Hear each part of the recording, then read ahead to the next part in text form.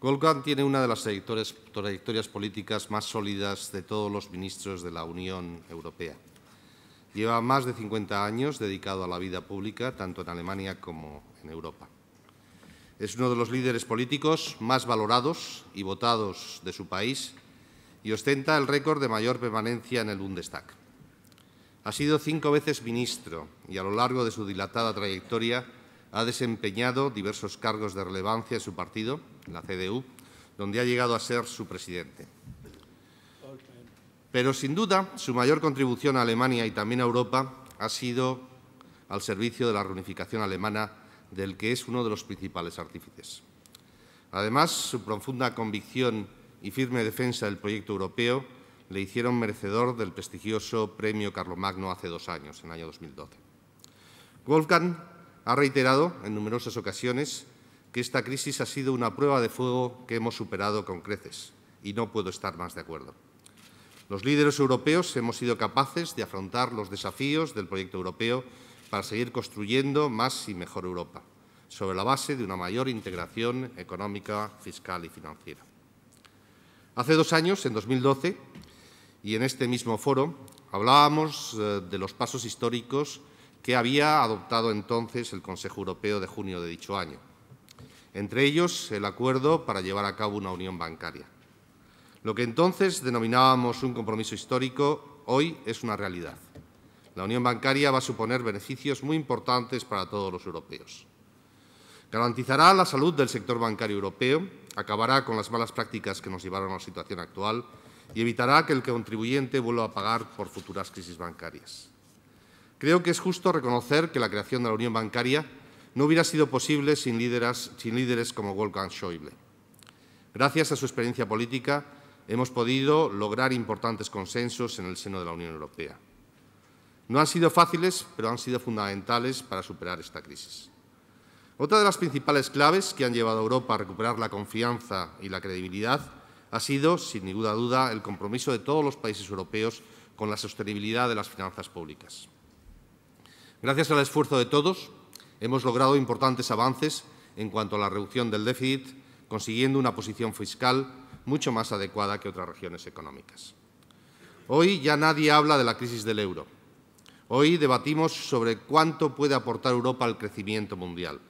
Este es el principal reto que afrontamos, el impulso del crecimiento económico y de la generación de empleo. Para ello es preciso profundizar en una agenda de crecimiento y empleo tal y como han acordado los jefes de Estado y de Gobierno en el Consejo Europeo la semana pasada. De la misma manera que los países europeos acometimos un pacto fiscal, es imprescindible que ahora abordemos un pacto de reformas estructurales mediante el incremento de la competitividad y la eficiencia de la economía para impulsar su crecimiento potencial a medio y largo plazo. En este sentido, el Gobierno español ha implementado una senda de consolidación fiscal y una agenda de reformas estructurales que están empezando a dar sus frutos.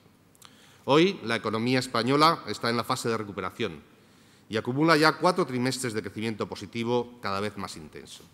Incluso les puedo comentar que, en función de los indicadores adelantados que hemos ido conociendo, en el segundo trimestre de este año, seguramente, según los servicios del Ministerio de Economía, el crecimiento ha continuado su aceleración en relación con el primer trimestre de este año. Hace 2 años y medio, cuando llegamos al Gobierno, nos comprometimos con una senda de consolidación fiscal equilibrada, gracias a la cual hemos recuperado el control de nuestras cuentas públicas. Llevamos a cabo una profunda reforma financiera que saneó, reestructuró y recapitalizó el sector y que ha permitido que la banca española esté bien preparada para superar los test de estrés que se van a realizar en las próximas semanas. Emprendimos una reforma laboral que ha dado la vuelta a nuestro mercado de trabajo y que permitirá que este año 2014 haya creación de empleo neto. Hemos realizado importantes reformas en los mercados de bienes y servicios que están detrás de la recuperación de los procesos de inversión, tanto extranjera como doméstica, en nuestro país. Gracias a todo ello, la economía española ha dejado de ser un lastre para Europa y está contribuyendo al reequilibrio de la zona euro. Por ello, en España, debemos perseverar en las reformas estructurales para que todos los ciudadanos sientan definitivamente la recuperación. Los españoles y los europeos estamos ante un nuevo escenario. Hemos aprendido que la vieja Europa no puede seguir siendo vieja, pero sí debe seguir siendo Europa. Pero además necesitamos líderes firmemente convencidos del proyecto europeo que fortalezcan las instituciones con su trabajo diario. Sin duda, Wolfgang Schäuble representa un gran ejemplo de ello y espero que Europa pueda seguir contando con su experiencia durante muchos años. Muchas gracias.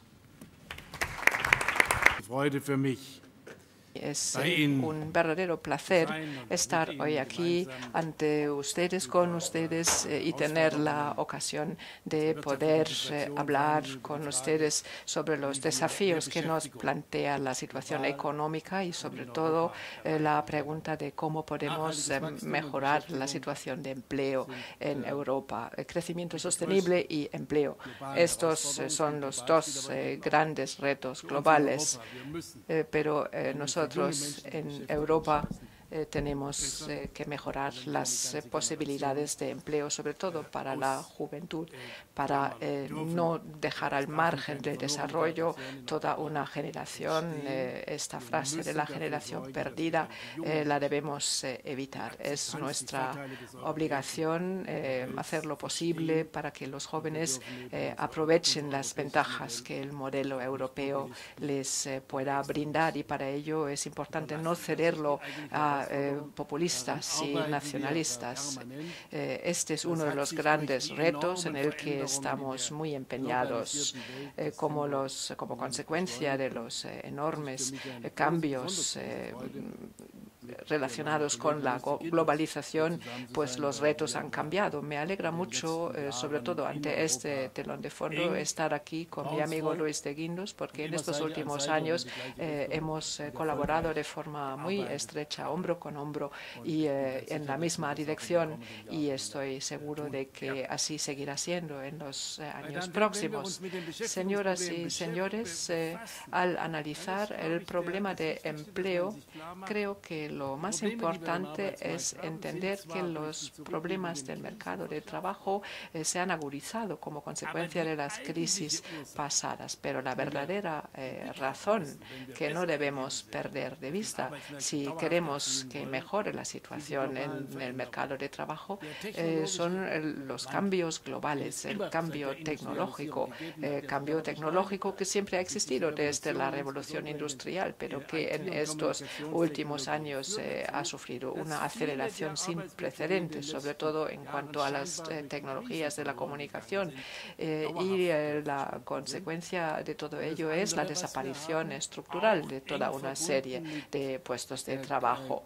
Y, por otra parte, y de nuevo relacionado con la globalización y la revolución tecnológica, es el hecho de que el mercado de trabajo global también está cambiando de forma radical.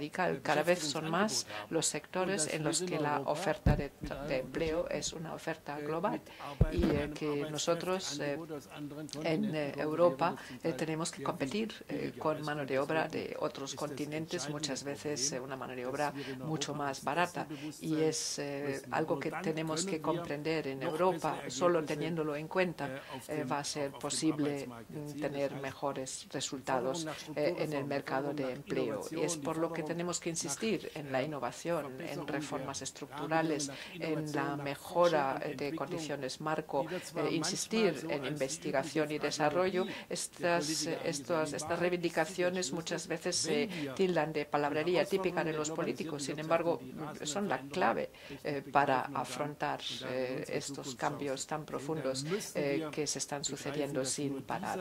Es la única vía que nos puede conducir al éxito, y cuanto más decididos estamos a la hora de emprender este camino, más éxito vamos a tener. En los años en los que más colaboré con Luis de Guindos, España superó toda una serie de dificultades. Tuvieron ustedes éxitos, por supuesto, todavía quedan muchas cosas por solucionar, y es cierto que en Alemania nos adelantamos un poco en nuestras medidas contra la crisis, no hay que olvidar que en el año 2009 tuvimos una fase de gran crisis económica y fue gracias a reformas estructurales y una política fiscal sostenible nos ha permitido ir superando la crisis poco a poco. Con todo ello quiero decir, no hay alternativa entre reducir el endeudamiento o impulsar el crecimiento. No, son dos caras de una misma moneda y solo si nosotros persistimos en nuestro camino de las reformas estructurales vamos a sentar sólidos fundamentos para el crecimiento. España en estos últimos años ha sido todo un ejemplo de este camino. Hay que recordar que las cifras con respecto al desempleo son las cifras que mejoran en último lugar. Una vez realizadas las reformas es habitual que primero el desempleo permanezca igual. Una vez que se ha producido la recuperación de la economía, todavía tarda un tiempo en surtir efectos en el mercado de empleo.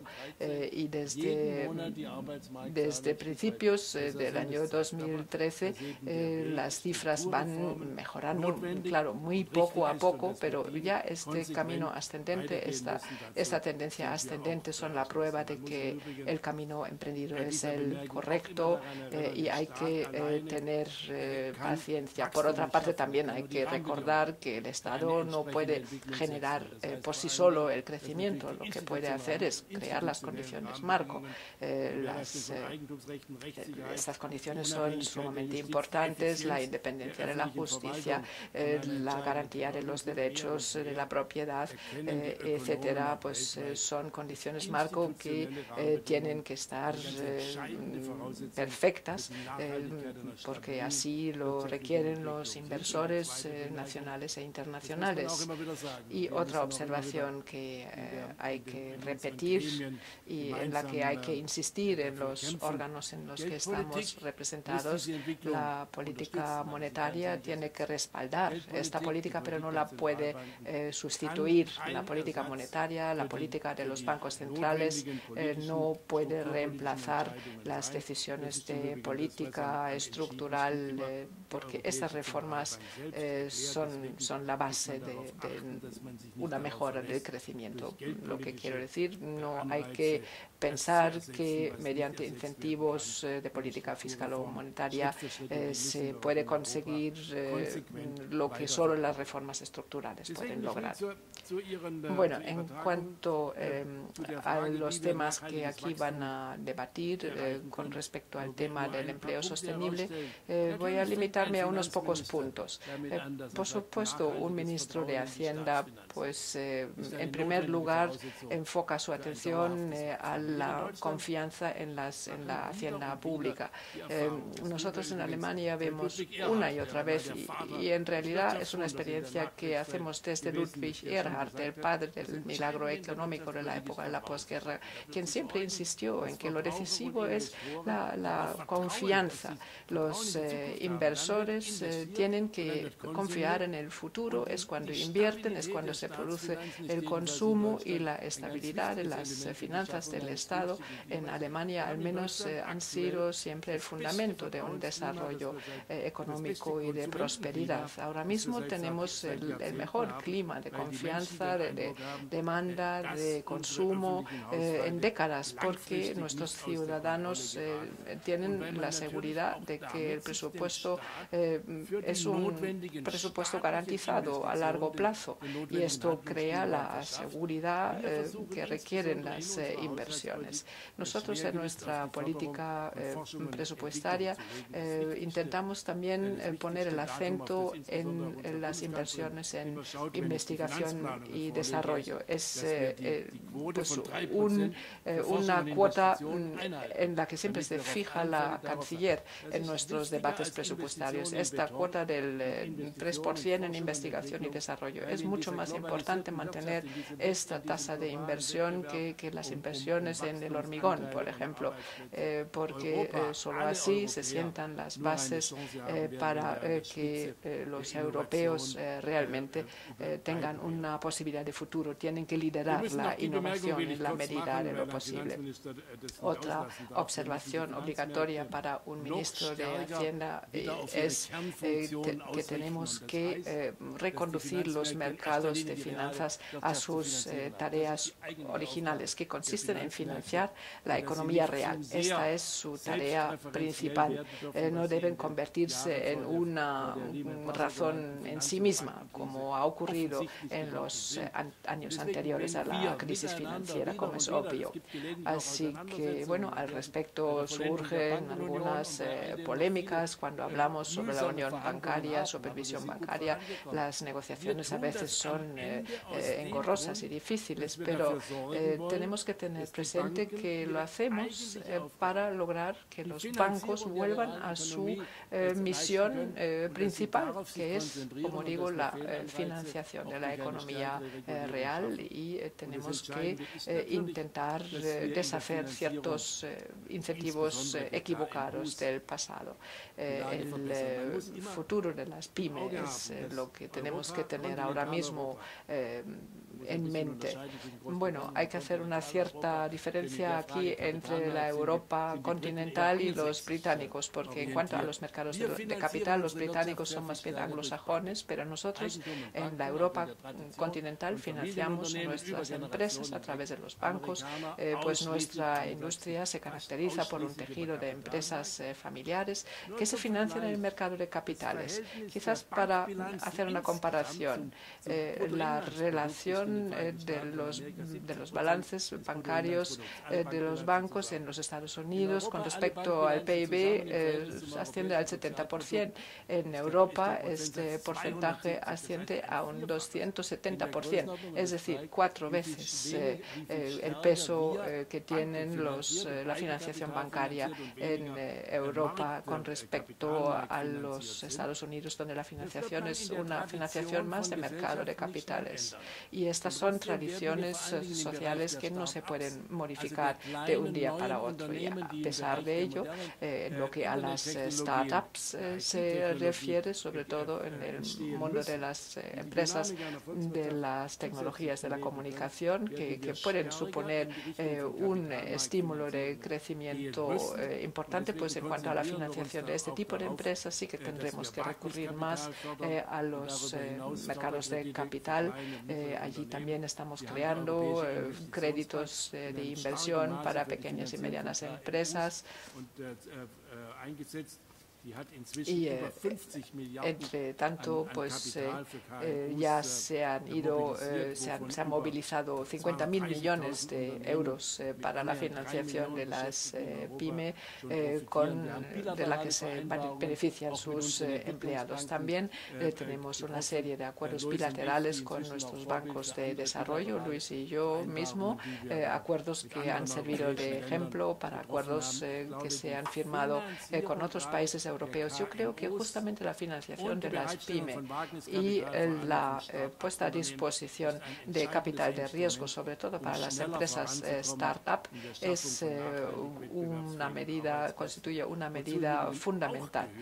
También hay que añadir a estas medidas el intento de reactivar el mercado de los bonos, pagarés, etcétera, un mercado que ha sufrido mucho con la crisis por todos los abusos que ha habido, pero pues el aprovechar estas herramientas de bonos, desde luego también manejado en su justa medida, es una herramienta financiera importante.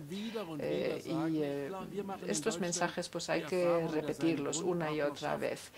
También es importante insistir una y otra vez en el partenariado de los interlocutores sociales, porque mejora la disposición a aceptar reformas, pero para lograrlo hay que hacer comprender el sentido profundo de las reformas. Si estas reformas no se entienden, si no se logra el acuerdo de las partes sociales, va a ser muy difícil llevarlas a cabo con éxito, sin demasiados impedimentos Yo, desde luego, hago toda la publicidad posible. En cuanto a sistemas de formación, pues el sistema dual de formación profesional es un sistema por el que yo siempre abogo, porque nuestros jóvenes, mediante este sistema, se forman de forma más cercana a la práctica. Al menos nosotros creemos que nuestra tasa de desempleo juvenil, mucho menor que en otros países, se debe en gran parte a este sistema de formación profesional, que por otra parte debemos agradecer a los esfuerzos que hacen nuestras grandes y pequeñas empresas, que hacen una contribución importantísima a este tipo de formación. Otra tarea consiste en consolidar el mercado interior europeo. Hay que librarlo, de limpiarlo de ciertas lastres que todavía tiene. Y en cuanto a todos los que llevamos cierta responsabilidad en cuanto al desarrollo financiero, también debemos insistir una y otra vez en que tenemos que hacer lo posible para que se lleve a cabo la Alianza Transatlántica de Comercio e Inversiones, con todas las dificultades que esta negociación pueda entrañar, pero es algo que no debemos perder de vista bajo ningún concepto. Es una necesidad en la que tenemos que insistir. Hago este comentario para que la lista de nuestros esfuerzos sea lo más completa posible.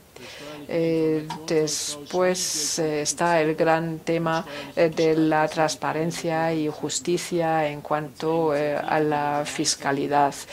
Bueno, la iniciativa que acabamos de tomar conjuntamente en la OCDE y en el G20, estas medidas de mayor transparencia fiscal son importantísimas, porque si mantenemos estos sistemas opacos como hasta ahora, pues supondrá un desincentivo para las inversiones. La unión energética, la unión digital, otros temas que encierran un potencial de desarrollo para Europa que no hemos empezado ni a tocar.